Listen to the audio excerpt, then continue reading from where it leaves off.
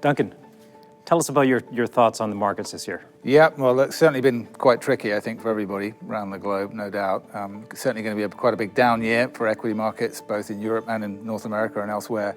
And obviously that's had quite a big knock-on impact on ECM activity. And it comes off the back of an incredible 21, which I think for all of us was probably a record constructive year. 21 and 22 were both such anomaly years for different ways. 21, the year of the SPAC, some 600 SPACs raising inordinate amount of volume that just had no part in 22 volumes. In 22, we could go around the table and rattle off whether it was geopolitical, whether it was economic, whether it was the end of the pandemic, and all of the things that conspired against the market certainly played out.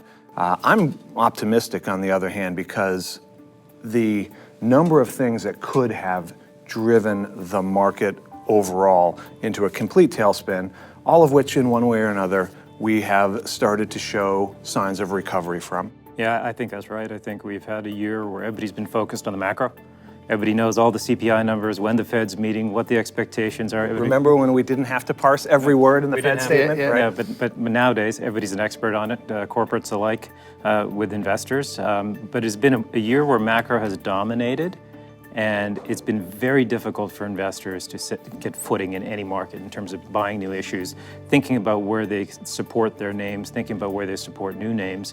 And in a rising rate environment, a lot of the traditional products that come to the fore, things like convertibles, which we'll talk about, really didn't set foot either. But you're absolutely right. It's been all about the macro, and I'm going to use a word that we haven't used in our parlance for a long time. Maybe we get back to stock picking at some point, and that would be a fantastic place to be. Yeah. That's a really important point, because last year we had IPO after IPO, the multiple of revenue, multiple of earnings down the road, cash flow down the road.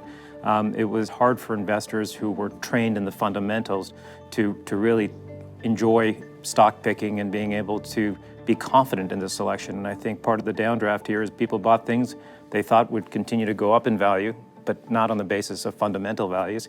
And so this reset that we've had this year, I think, is a very healthy one. I think 23 will be the year of balance. It will be the year of throw away the old playbook. It'll be the year of creativity. We will see a return of IPOs, in my opinion. They will come from a very diverse sector group rather than the skew that we've seen historically, which had been dominated by tech and healthcare, both representing roughly 20 to 25% of the market in the last 5 years.